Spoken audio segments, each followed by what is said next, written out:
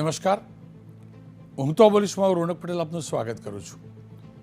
હું તો બોલીશના જે સતત 1376મો એપિસોડ અને 1376મા એપિસોડના બે મુદ્દા છે.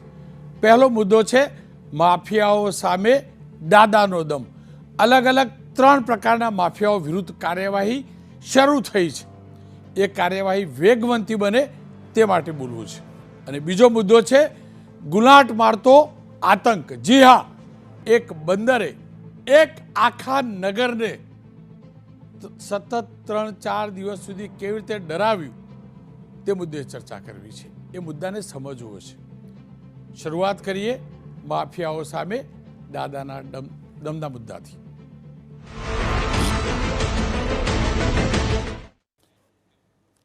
સરકારી વિભાગોમાં લાલિયાવાડી ચાલે છે અને એના જ કારણે ગેરકાનૂની પ્રવૃત્તિ કરનાર અસામાજિક તત્વો બેલગામ થાય છે. આ હકીકત છે અને આ થતું રહ્યું છે.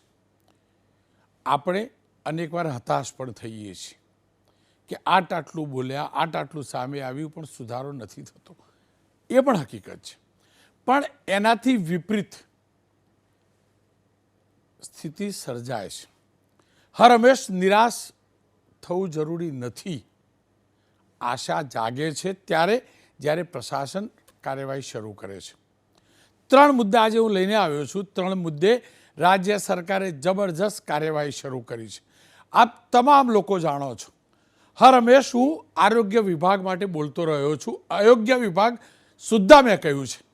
પણ સારી વાત એ છે છેલ્લા 1 મહિનાથી અને તેમાં પણ છેલ્લા 5-7 દિવસથી ઝોલાછાપ ડૉક્ટરો કે ફરજી ડિગ્રી અથવા માન્ય ડિગ્રી સિવાય જે લોકોના જીવ સાથે રમે છે અને હટાડીઓ ખોલીને બેઠા હતા દવા આપવાની, તેમના વિરુદ્ધ જબરજસ્ત કાર્યવાહી થઈ છે. બીજો મુદ્દો વીજ ચોરો વિરુદ્ધ કાર્યવાહી શરૂ થઈ છે. અનેક ઠેકાણે લાખો કરોડોની વીજળીની ચોરી થાય છે અને એ ચોરીના કારણે જ વીજ બિલ આપણું સામાન્ય નાગરિકને મોંઘું ભરવું પડે છે. પણ સારી વાત એ છે ત્યાં પણ કાર્યવાહી શરૂ થઈ છે. અને ત્રીજો મુદ્દો છે ખનિજ માફિયાઓ સામે દાદાનો દંડો. ખનિજ માફિયાઓ રાજ્યમાં બેફામ બનેલા છે એ હકીકત છે. દક્ષિણ ગુજરાત, ઉત્તર ગુજરાત, મધ્ય ગુજરાત, સૌરાષ્ટ્ર, કચ્છ તમામ ઠેકાણે સ્થિતિ હતી. પણ હવે ત્યાં કાર્યવાહી શરૂ થઈ છે અને દેખાવ પૂરતી જ નહીં. આપણે જે રીતે જોતા હોઈએ છીએ ખાલી દેખાવ પૂરતી એક સાથે રેડ એવું નહીં. અલગ અલગ વિસ્તારમાં અલગ અલગ સમયે અલગ અલગ પ્રકારે કાર્યવાહી થાય છે. એટલે બોલવું છે. શરૂઆત ઝોલાછાપ ડૉક્ટરો વિરુદ્ધ શરૂ થયેલા ઓપરેશનની વાત કરી લઈએ. સુરતની અંદર સૌથી વધુ સુરત, પાટણ, પોરબંદર અને વલસાડ 4 જગ્યાએ તો કાર્યવાહી છે. સૌથી વધુ સુરતની અંદર આ ન્યુસન્સ, આ બીમારી ફેલાઈ હતી ઝોલાછાપ ડૉક્ટરની. રશેષ ગુજરાતી નામનો એક વ્યક્તિ કે જે ડિગ્રી માન્ય નથી ગણતા, આપણે MBBS નથી એવા લોકોને સાચું ખોટું કોર્સ કે ટ્રીટમેન્ટ કે જે કરાવતો હોય, દુનિયાભરના ડૉક્ટર્સ, ફરજી ડૉક્ટર્સ સુરતના પાંડેસરા, લિંબાયત, સચિન, ઉધના અનેક જગ્યાએ હાટડી ખોલીને બેઠેલા હતા. હું જ્યારે સુરતમાં રિપોર્ટિંગ કરતો હતો ત્યારથી જોતો હતો કે આ રશેષ ગુજરાતી સહિતના લોકોના આવા ખેલ ચાલે છે. અનેકવાર મીડિયાએ પણ ઉજાગર કર્યું. નક્કર કાર્યવાહી નહોતી થતી. 1-2 ડૉક્ટર પકડાતા હતા, એનાથી વધુ નહીં. પણ તમને જાણીને સુખદ આશ્ચર્ય થશે, એકલા સુરતમાં જ 3 દિવસમાં 21 આવા બોગસ ડૉક્ટરો પકડાયા છે. સચિન પોલીસે સચિન GIDCમાં 8 બોગસ તબીબો પકડ્યા છે જેમની પાસે માન્ય ડિગ્રી નથી, MBBSની અને એલોપેથીની પ્રેક્ટિસ કરતા હતા. આ જ પ્રકારે સતત ત્યાં કાર્યવાહી થઈ છે અને જે વ્યક્તિ ખેલ કરતો હતો, આ બધાને આશરો આપતો હતો અને પ્રોટેક્શન બની એક પ્રકારે લેતો હતો અને તેની પણ ધરપકડ થઈ છે. સુરતમાં જબરજસ્ત આ ન્યુસન્સ છે. રાહતની વાત અને સારી વાત એ છે કે એક સાથે સતત અને એક દિવસ પૂરતી જ નહીં, હું જોઈ રહ્યો છું સતત 1 મહિનાથી કાર્યવાહી થઈ છે અને 5 દિવસની અંદર એ કાર્યવાહી વેગવંતી થઈ છે. માત્ર સુરત નહીં, દક્ષિણ ગુજરાતમાં પણ ખાસ કરીને સ્લમ વિસ્તારની અંદર આવા ફરજી ડૉક્ટરો, ઘણા તો 8મું 10મું પણ પાસ નથી અને ઇન્જેક્શનો મારે છે, એમના વિરુદ્ધ કાર્યવાહી શરૂ થઈ છે. આવકારદાયક વાત છે. પોરબંદરની વાત કરું તો પોરબંદરમાં પણ બોગસ ડૉક્ટર પકડાયો છે. ડિગ્રી વિના જ નિલેશ નામનો એક વ્યક્તિ પ્રેક્ટિસ કરતો હતો, જેને પોલીસે પકડ્યો. તેની પાસેથી 60,000થી વધુની દવાઓને મુદ્દામાલ મળ્યો છે. પાટણ આ જ પ્રકારની સ્થિતિ છે. પાટણ અને બનાસકાંઠામાં અનેક ફરજી ડૉક્ટરો છે. વચ્ચે એક રેકેટ પણ પકડાયું હતું, પેલું બાળક વેચવાનું, અને એની અંદર પણ એ જ હોસ્પિટલ ફરજી ડૉક્ટરે શરૂ કરેલી હતી. ત્યાં એસઓજીએ સરસ્વતી તાલુકામાં પાલડી ગામેથી ડિગ્રી વગર સારવાર કરનાર 2 આવા ફરજી ડૉક્ટરોને પકડ્યા છે. વલસાડના ધરમપુરમાં પણ પોલીસ અને આરોગ્ય વિભાગે એક બોગસ ડૉક્ટર પકડ્યો. ડૉક્ટર તો ન કહી શકે, બોગસ વ્યક્તિ જે પ્રેક્ટિસ કરતો તે પકડ્યો. જ્યારે 2 મુન્નાભાઈ MBBS ફરાર થઈ ચૂક્યા છે. અહીંયા પણ રેડ થઈ છે. બનાસકાંઠાના દાંતીવાડા તાલુકામાં પણ આરોગ્ય અધિકારી બ્રિજોલભાઈએ ફરજિયાત નિવૃત્ત એમને કરાવી દેવામાં આવ્યા છે. બોગસ ડૉક્ટરો ઝડપાયા ત્યારબાદ ઓપરેશન ગંગાજળ હેઠળ ડૉક્ટર બિજોલ બધેરુ એમને તાલુકા આરોગ્ય અધિકારી હતા, તેમને ફરજિયાત નિવૃત્ત કરાવી દીધા છે. કારણ કે એ કાર્યક્ષમ નહોતા અને લોકો ફરજી ડૉક્ટરનું આખું એક નેટવર્ક બનાસકાંઠામાં હતું. એનો મતલબ એ થયો કે મુન્નાભાઈ MBBS વિરુદ્ધ કાર્યવાહી શરૂ થઈ છે. હવે વાત વીજ ચોરો વિરુદ્ધ. વીજ ચોરો વિરુદ્ધ તો સતત કાર્યવાહી ચાલુ રાખવી જરૂરી છે, એટલા માટે કે નુકસાન આપણને થાય છે. વીજ ચોરી એ લોકો કરે છે જેના કારણે TND લોસ એટલે કે ટ્રાન્સમિશન અને ડિસ્ટ્રીબ્યુશન લોસ વધે છે, અને એના જ કારણે જે વીજળી બોર્ડ હોય છે એ એના ખર્ચા ફ્યુએલ ચાર્જ એના ઉપરથી કન્સિડર કરતું હોય છે, પણ એ લોસના કારણે એ ચાર્જ આપણને મોંઘો પડતો હોય છે. આવા વીજ ચોરોને પકડવાની કાર્યવાહી જબરજસ્ત વધી છે. કચ્છ અને સૌરાષ્ટ્રમાં 1 મહિનામાં લગભગ 29 કરોડની ચોરી PGVCLએ પકડી છે. PGVCLની 365 ટીમોએ રેડ કરી છે. ડિસેમ્બર મહિનામાં જ 55,000 ઠેકાણે ચેકિંગ થયું છે, જેમાંથી 7,000 જેટલા વીજ જોડાણોમાં ગેરરીતિ હતી. ભાવનગર જિલ્લામાં 4 કરોડ 80 લાખની વીજળી ચોરી પકડાઈ છે. કચ્છના અંજારમાં મીઠાના કારખાનામાં 96 કરોડની વીજળી ચોરી પકડાઈ છે. અબેસંગ ગામમાં દૂધની ડેરીમાંથી 38 લાખની વીજ ચોરીનો બિલ અપાયું છે. જામનગરમાં ટ્યુશન ક્લાસીસવાળાને 28 લાખ, તો રાજકોટના રામપરાના બેટી ગામમાં વોશ પ્લાન્ટમાંથી 21,50,000ની વીજ ચોરીનું બિલ અપાયું છે. કુલ મળીને ત્યાં વીજળી ચોરી પકડવાની કાર્યવાહી સતત ચાલુ છે. મહીસાગર જિલ્લામાં પણ MGVCLએ સંતરામપુર અને કડાણા તાલુકામાં આ જ પ્રકારે 98 વીજ કનેક્શન જે ગેરકાયદેસર રીતે ચાલતા હતા, વીજળી ચોરી કરતા હતા, એને પકડ્યા છે. એનો મતલબ વીજ ચોરો વિરુદ્ધ પણ કાર્યવાહી શરૂ થઈ છે. એવું ન સમજતા કે હું સરકારના વખાણ કરવા આવ્યો છું, પણ હા, સરકારે કાર્યવાહી કરી છે ને એની પ્રશંસા કરવી એટલે જરૂરી છે કે બાકીના જે અધિકારીઓ કાર્યવાહી નથી કરતા ને એમના પણ ધ્યાનમાં આવે કે કાર્યક્ષમ અધિકારીઓ પણ છે, અને જો એ નહીં પકડે તો એમના વિસ્તારમાં બીજું આવીને પકડશે ને એમની ચોરી પકડાશે. હવે વાત સૌથી વધુ જરૂરી એવા ખનન માફિયા ઉપર નકેલ કસવાની. આપ તમામ લોકો જાણો છો, મહિનામાં એક કાર્યક્રમ હું ખનીજ ચોરો વિરુદ્ધ કરતો હશું. નક્કર કાર્યવાહી નહોતી થતી. અધિકારીઓ મળેલા હતા, નેતાઓ મળેલા હતા, સ્થાનિક લોકો મળેલા હતા, અને કેટલાક લોકો કોલસામાં મોઢું કાળું કરતા હતા, ખાસ કરીને સુરેન્દ્રનગરમાં. પણ છેલ્લા અઠવાડિયા 10 દિવસમાં અમરેલી, સુરેન્દ્રનગર, બનાસકાંઠા, આણંદ, વડોદરા, ગીર સોમનાથ અહીંયા ખનન માફિયાઓ વિરુદ્ધ કાર્યવાહી થઈ છે. અમરેલીમાં તો ભાગ્યે જ કાર્યવાહી થતી હતી, ભાગ્યે જ. પણ છેલ્લા અઠવાડિયાથી અમરેલી પ્રશાસન દોડતું થયું છે અને ઢગલા બંધ બુલડોઝરો ડમ્પરો પકડાયા છે. સુરેન્દ્રનગરના સાયલા તાલુકામાં સુદમાડા ગામેથી ખનીજ વિભાગે ખનીજ ચોરી પકડી પાડી છે.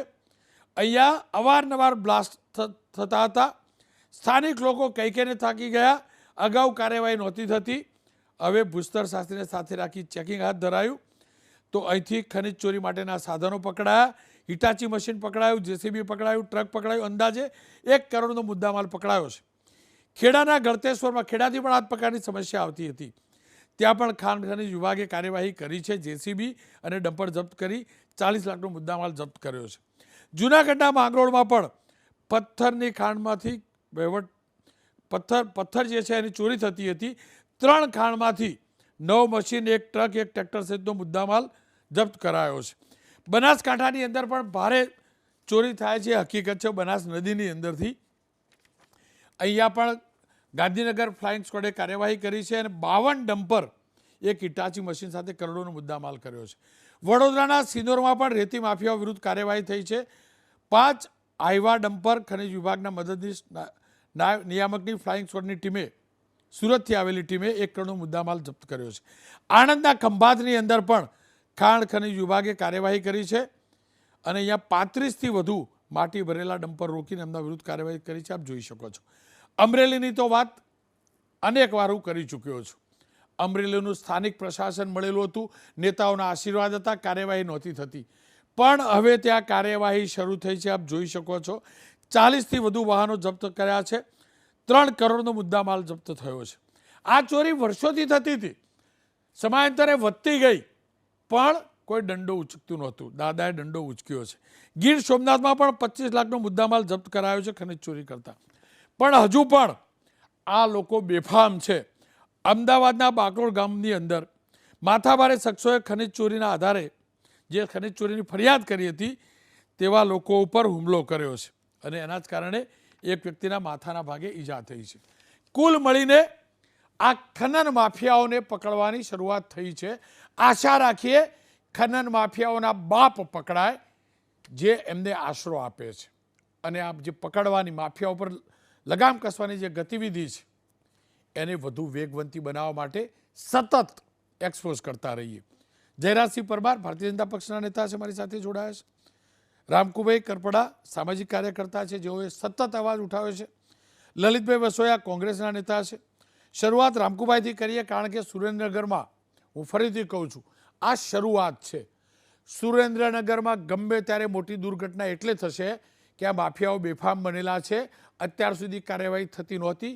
વચ્ચે ખનિજ વિભાગના એક પ્રમાણિક અધિકારી આવ્યા, એમને પ્રયાસ કર્યો, પણ એમને પણ છેલ્લે રિટાયરમેન્ટ લઈ લીધું, રાજીનામું આપી દીધું, કારણ કે આ માફિયાઓ એટલા ખતરનાક હતા. તેમને અંગત કારણોસર રાજીનામું આપ્યાની વાત કરી, પણ એમને પ્રયાસ ચોક્કસથી કર્યો હતો. ત્યારબાદ હવે પ્રયાસ શરૂ થયો છે. ત્યાં તો આખી આખી ટનેલ ખોદાય છે અને રાતે કોલસો કઢાય છે, અનેક લોકોના જીવ પણ ગયા છે. છતાંય કાર્યવાહી થઈ છે, આવકારદાયક છે. રામકુભાઈ સાથે મેં વાત કરી છે ને, એ જોઈ લઈએ. રામકુભાઈ, સુરેન્દ્રનગર સહિતના વિસ્તારોની અંદર બેફામ બન્યા હતા ખનિજ ચોર. કોઈ જાજી કાર્યવાહી થતી નહોતી, પરંતુ છેલ્લા કેટલાક દિવસોથી આ કાર્યવાહી શરૂ થઈ છે. આ સમગ્ર કાર્યવાહીને આપ કેવી રીતે મૂલવો છો અને હવે કેટલી આશા જાગી છે કે થોડા ઘણા અંશે પણ ખનન માફિયા ઉપર અંકુશ આવશે, ખનિજ ચોરી અટકશે? જી રોનકભાઈ, જે અત્યારે ખનિજ માફિયાઓ સામે જે અસરકારક પગલાં ભરવામાં આવી રહ્યા છે, એવી જ રીતે જો ગુજરાત સરકાર સતર્ક રહે અને અસરકારક પગલાં ભરવામાં આવે તો આ ખનિજ માફિયાઓને કોઈ ધ્યાન નથી કે ગેરકાયદેસર ખનન વહન કરી શકે. અને આ ખનિજ માફિયાઓ માટે કડકના કડક પગલાં ભરવા પડે. પાસા સુધીના આ લોકોને પાસા તળે પણ ધકેલવાના પણ તૈયારી ગુજરાત સરકાર રાખે તો આ ગેરકાયદેસર ખનન વહન બંધ થાય. જે અત્યારે કામગીરી કરવામાં આવી છે એમાં ગુજરાત સરકારને હું અભિનંદન આપું છું અને ગુજરાત સરકાર આવી જ રીતે વિજિલન્સનો ટીમો બનાવી અને તમામ જિલ્લાઓમાં આવી જ રીતે દરોડા પાડવામાં આવે તો મોટી સંખ્યામાં આ ગેરકાયદેસર ખનન વહનના જે સાધનો છે અને સરકારને જે તિજોરીમાં નાણાકીય રીતે જે પાસ પરમિટના પૈસા જે લીઝ ધારકો લીઝના જે મળતા હોય એથી એમાં પણ મોટો વધારો થશે. રામકુભાઈ, જુઓ, સુરેન્દ્રનગર અને ખાસ કરીને આપ જે સતત કહેતા હતા કોલસાની ચોરી, માઇનિંગ, ઇલીગલ માઇનિંગ, જે પ્રકારે આખા કૂવા ખોદાતા હતા, ટનલ ખોદાતા હતા, કાર્યવાહી થોડી ઘણી તો થઈ છે, કાર્યવાહી હકીકત છે. હવે કયા પ્રકારની કાર્યવાહીની અપેક્ષા આપ રાખો છો? હવે કેવી કાર્યવાહી થવી જોઈએ? જે સુરેન્દ્રનગર જિલ્લામાં જે મુખ્યત્વે જે ખનિજો છે જેમાં કાર્બોસેલ, કોલસો, બ્લેક ટ્રેપ, રેતી અને જે વિવિધ ખનિજો નીકળે છે, સફેદ માટી સહિતના ફાયર ક્લેસ, આ ખનિજો અત્યારે 80થી 90% ગેરકાયદેસર ખોદકામ ખનન વહન ચાલી રહ્યું છે. અને જે આગળના અધિકારીઓ હતા ત્યારે થોડીક રોક હતી, અધિકારીઓની ધાક હતી, એ ધાક અત્યારે ખનિજ માફિયાઓ ઉપર રહી નથી. ત્યારે આ ફરી વખત જે સરકારે 2 કરોડના ખર્ચે જે કોલસાના કૂવાઓ અંદાજે 2200 જેવા જે બુરવામાં આવેલા, એ તમામ કૂવાઓ ફરી વખત ખુલી ગયા છે. ફરી વખત કોલસાની બેફામ ચોરી થઈ રહી છે, ખનન વહન થઈ રહ્યું છે. અને આને ઉપર સુરેન્દ્રનગર જિલ્લામાં આની ઉપર જો રોક લગાવવામાં આવે તો આવનાર સમયમાં સરકારને પણ મોટી આવક થશે. અને જે આ અન્ય જિલ્લાઓમાં જે દરોડા થયા પાડવામાં આવ્યા છે ધારો કે અમરેલી છે કે બનાસકાંઠા છે, વડોદરા છે, દાહોદ છે? લલિતભાઈ મારી સાથે જોડાયા છે. લલિતભાઈ જુઓ, શરૂઆત તો થઈ, પણ હું જાણું છું પાયો ખતરનાક છે આ માફિયાનો. આ ખનિજ માફિયાઓ 1 લાખ ગણીને બેઠા છે. એકડો આવ્યો એટલે આશા છે 10 થશે, 100 થશે, એમ કરતાં કરતાં ચોરી ભૂસાશે. તમારા ત્યાં તો ખનિજ માફિયાઓ પણ બેફામ છે અને પ્રદૂષણ માફિયાઓ પણ બેફામ છે. પણ એક આશા જાગી છે એટલે હું આજે ચર્ચા કરી રહ્યો છું અને એ વાત સરકાર સુધી પહોંચાડવી છે. કયા કયા પ્રકારની માફિયાગીરી ચાલે છે જેના ઉપર વધુ સખ્તાઈ કરવાની જરૂર છે અને કેવા લોકો ચલાવે છે?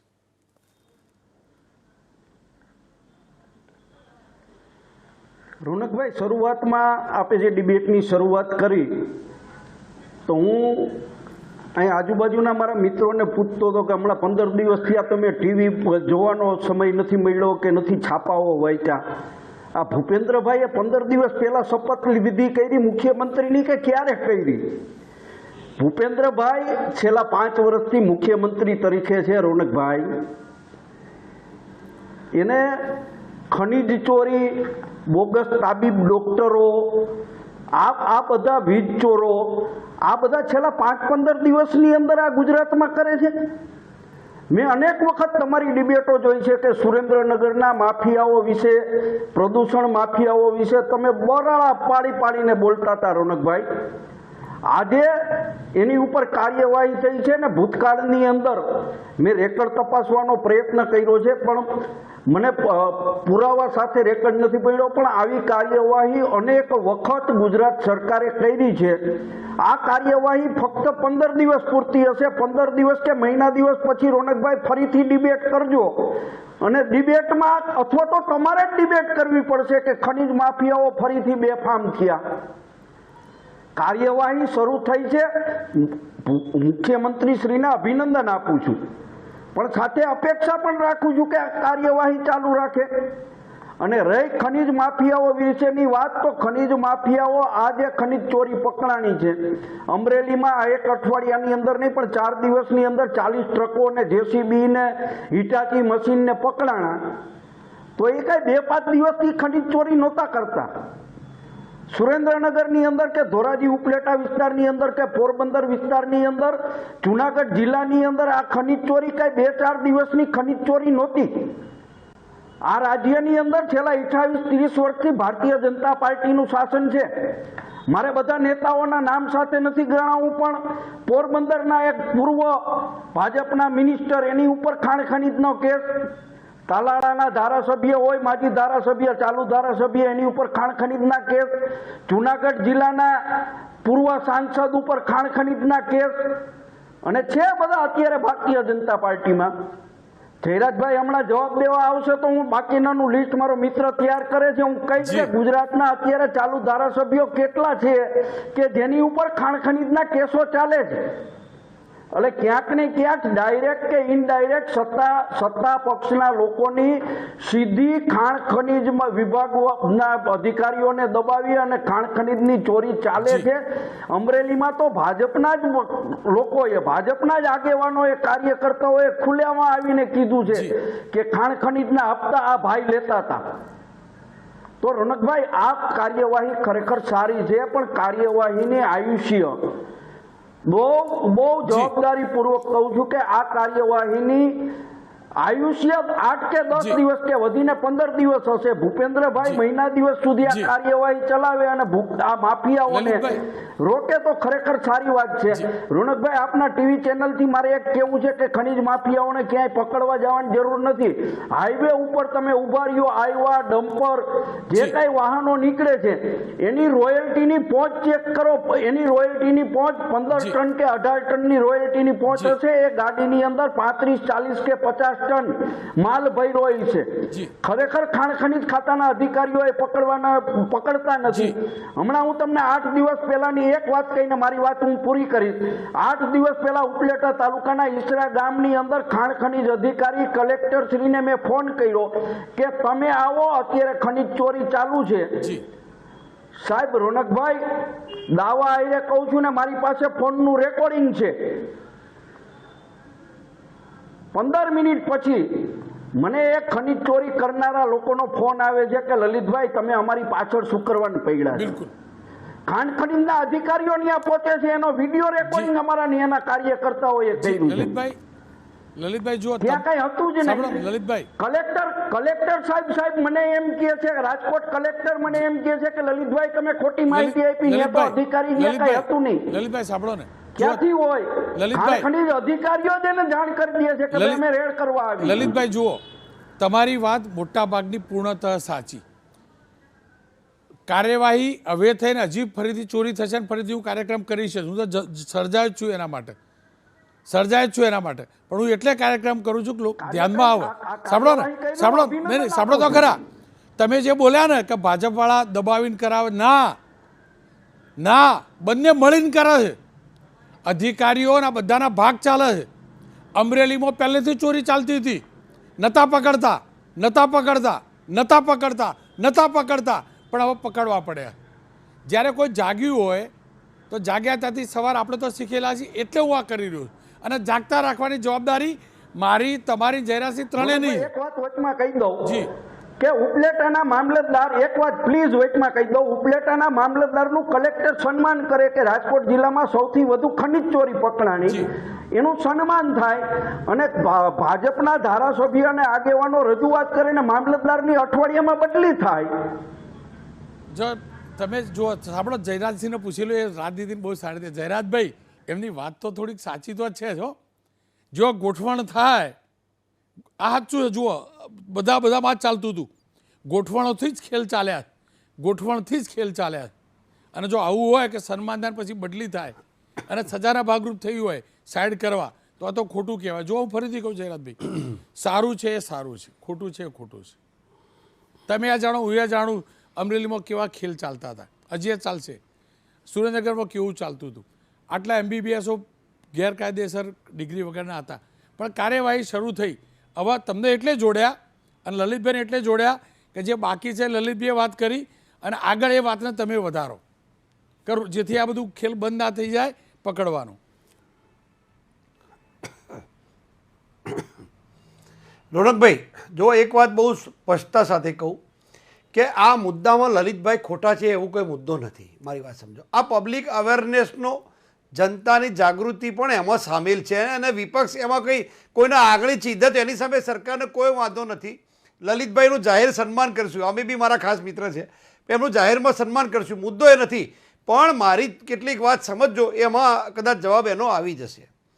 સૌથી પહેલાં તો વાત કરું કે આ તો વર્ષોથી અનાદિકાળથી જ્યાં દેવો હતા ત્યાં દાનવો હતા જ. સતયુગમાં પણ હતા. એના પછી તમે જુઓ, રામ હતા તો અમે રાવણ વૃત્તિ બધા હતા જ. એના પછી કૌરવો અને પાંડવો, એટલે પાંડવો હતા તો અમે કૌરવો હતા. કૃષ્ણ ભગવાન હતા તો મામા શકુની અને કંસ ને બધા હતા જ. હવે સુશાસન આપવાનો મુદ્દો આવે, અત્યારે તમે જે વિષય લઈને આવ્યા છો રોનકભાઈ, એમાં એક વાત બહુ સ્પષ્ટતા સાથે કહું કે આમાં કોઈ ભૂમિકા સરકારને બચાવવાની નથી. પણ એક્શન ટેકન રિપોર્ટમાં એક્શન શરૂ થઈ છે. હમણાં લલિતભાઈ કહેતા હતા કે ભૂપેન્દ્રભાઈએ હમણાં જ સોગંદવિધિ કરી છે. ના, હું તમને 2-3 વાતો ભૂપેન્દ્રભાઈની કરું છું. એમાં કોઈને ક્યાંય વાંધો હોય તો મને કહેજો બહુ સ્પષ્ટતા સાથે.